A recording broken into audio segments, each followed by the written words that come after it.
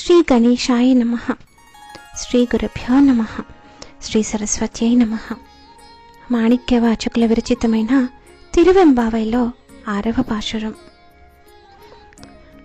భగవంతుడి నుంచి దూరంగా వచ్చిన ప్రతి జీవి మరలా భగవంతుడిని చేరుకోవాల్సిందే.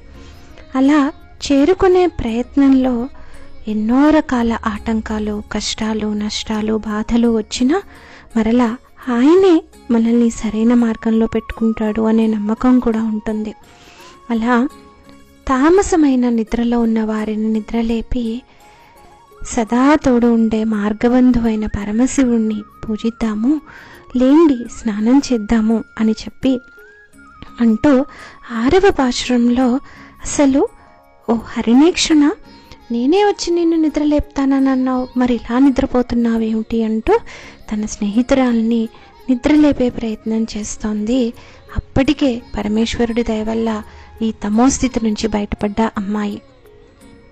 மானினி நின்னலை நாளை வந்தோங்களை நானே நொப்போவன் என்றலும் நாணாமே போன திசை பகராய் இன்னும் புலர்ந்தென்றோ வாணி நிலனை பிறவே அறிவோ அறியான் தானே வந்தோ எம்மை தன்னையளித்து ஆட்கொண்டருளம் வான்வார் கள்ளல் பாடி வந்தோர்கோன் வான் திரவாய் உனே உருகாய் உன்னக்கே ஒரும் எமக்கும் ஏனோர்க்கும் தம் கொனை பாடு ఏలోరెంబావాయ్.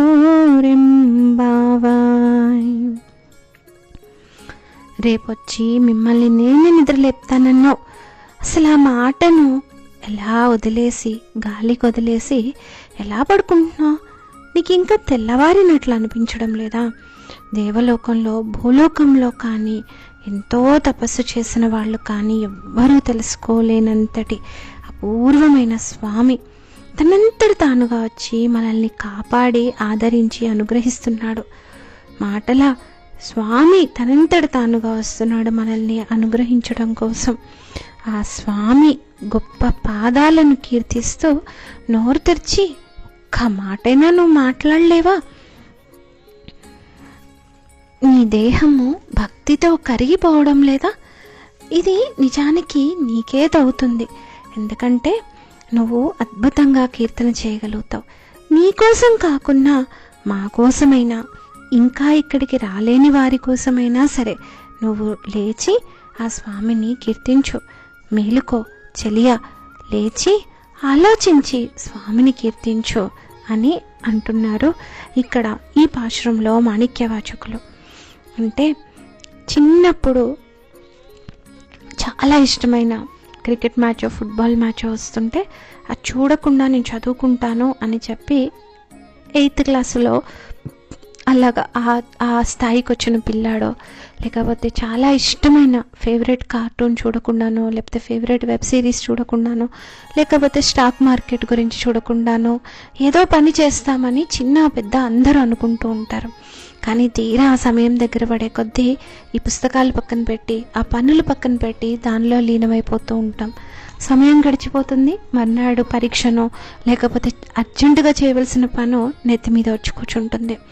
అంటే అనుకున్న తీర్మానం ప్రకారం నడుచుకోవడం, ఒక డిసిప్లిన్ ప్రకారం ఉండడము అనేది తమో గుణంతో ఉన్న వారికి చాలా కష్టంగా ఉంటుంది.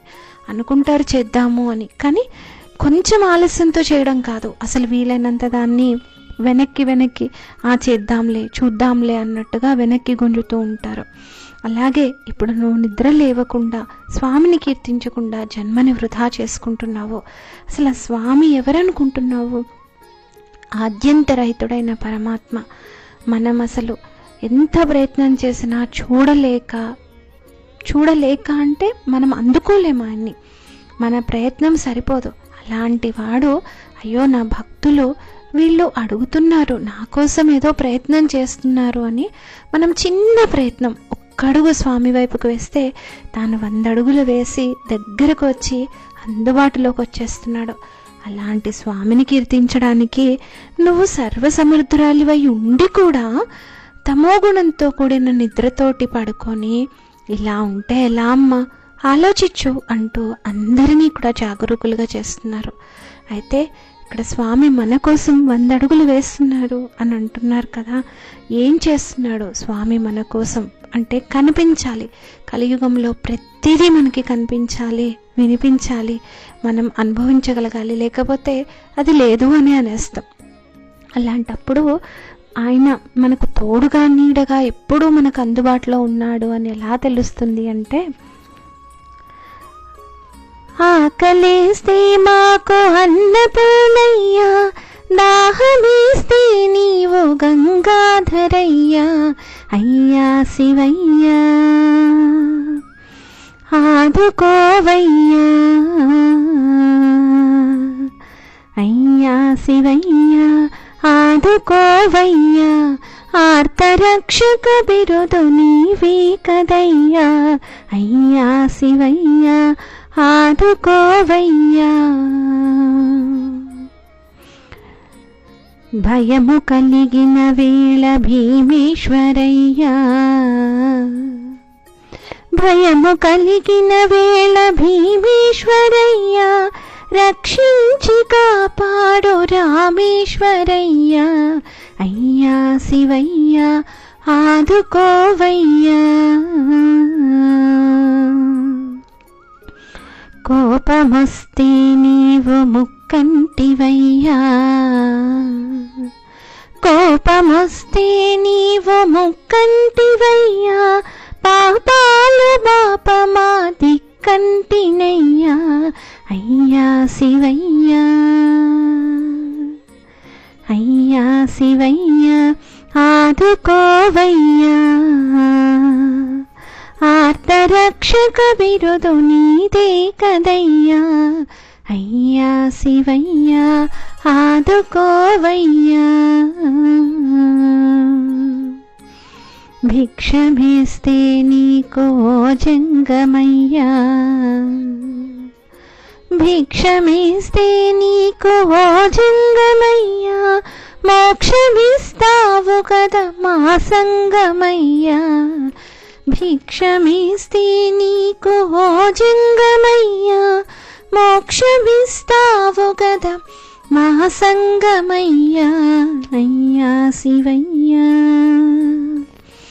ఆదుకోవయ్యా, అయ్యా శివయ్యా ఆదుకోవయ్యా, ఆర్తరక్షక బిరుదు నీదే కదయ్యా, అయ్యా శివయ్యా ఆదుకోవయ్యా. మామూలుగా ప్రతి ప్రాణికి ఆకలి, దాహం, నిద్ర, భయం, కోపం ఇవన్నీ కూడా సహజంగా ఉంటాయి. వీటన్నిటి భయపడిన వేళ దగ్గర నుంచి, ఆకలి వేసి బాధపడ్డ దగ్గర నుంచి ప్రతి చోట అన్ని అవసరాలు, మానసిక శారీరక అవసరాలన్నీ తీరుస్తూ తోడుగా నీడగా ఉండే ఆ స్వామిని గురించి ఏమని చెప్తాము? తాను ఆద్యంతరహితుడైన పరమాత్ముడైనప్పటికీ భక్తుల కోసం అన్ని మెట్లు దిగి వచ్చే స్వామి. అలాంటి స్వామి గురించి పాడడానికి నీకు గాత్రం భగవంతుడిచ్చాడు అంటే నువ్వెంత అదృష్టవంతురాలివమ్మా. అలాంటి దానివి నిద్రతోటి సమయాన్ని వృధా చేస్తున్నావా? లే, నీ కోసం కాకుంటే మా కోసం పాడు. నీ పాట వింటూ మా మనసు కరిగిపోతుంది. పాడి పాడి నీ మనసు కూడా కరిగిపోతుంది, స్వామిలో లీనమవుతుంది. లే, ఆలోచించు ఆలోచించు అని అంటున్నారు మాణిక్యవాచకుల వారు. మరలా రేపు కలుసుకొని ఆ తర్వాతి పాశ్రంలో ఏమంటున్నారో తెలుసుకుందాం. అంతవరకు స్వస్తి. ధన్యాస్మి.